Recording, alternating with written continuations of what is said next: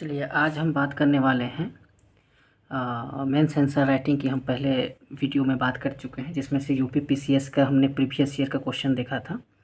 और आज जो है मैं जीएस पेपर 1 जो बीपीएससी 2025 में पूछे गए सवाल हैं उससे रिलेटेड जो है ये वीडियो है, उसी का आंसर का मैं शॉर्ट्स आप में बता दे रहा हूँ शॉर्ट में, ताकि जो है आप अपना मॉडर्न पेपर इसे समझ लीजिए, मॉडर्न आंसर समझ लीजिए।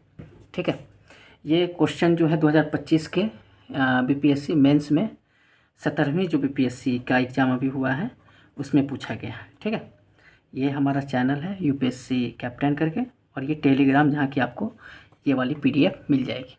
ठीक है, कैप्टन ऑफ यूपीएससी आप सर्च कीजिएगा टेलीग्राम पे तो वहाँ मिल जाएगी। चलिए क्वेश्चन था 1 नंबर जीएस पेपर 1 का, ये जीएस पेपर 1 है। संक्षिप्त में टिप्पणी करें। ठीक है, उसमें क्वेश्चन दिया हुआ था कि भारतीय परिषद अधिनियम पे टिप्पणी करने के लिए दिया गया था। तो देखिए भारतीय परिषद अधिनियम जो है 1861 क्या है ये, तो ये जो है इसमें पहली बार भारतीय विधान परिषद का विस्तार किया गया था, यानी कि विधान परिषद के बारे में बात की गई थी।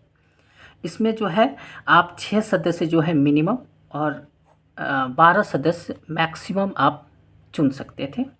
ठीक है, ये ब्रिटिश सरकार की हम बात बोल रहे हैं, जिसमें से 3 जो है वो इंडियन, पहली बार इंडियन को लाया गया था। ठीक है, क्यों, कोई भी विधायी रूल के लिए।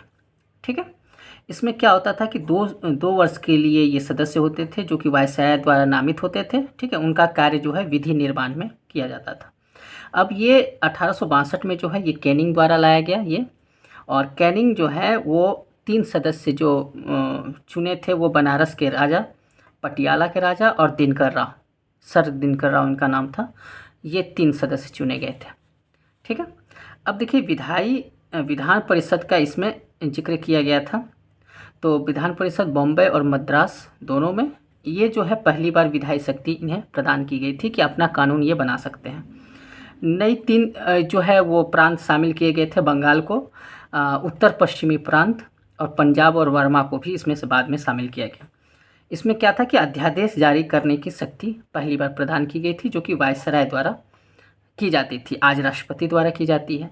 तो ये हमारा एक शॉर्ट मॉडल हो गया, आप इससे जो है आसानी से क्वेश्चन को और ज़्यादा विस्तृत कर सकते हैं।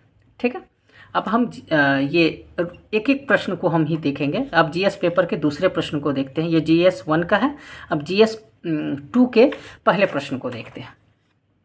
जीएस 2 में प्रश्न किया गया था कि अनुच्छेद 32 जो है वो भारत के संविधान का हृदय या आत्मा है, व्याख्या कीजिए। ठीक है, ये प्रश्न थे, 8 नंबर के प्रश्न पूछे गए थे जीएस पेपर 2 में, बीपीएससी 70 बीपीएससी में।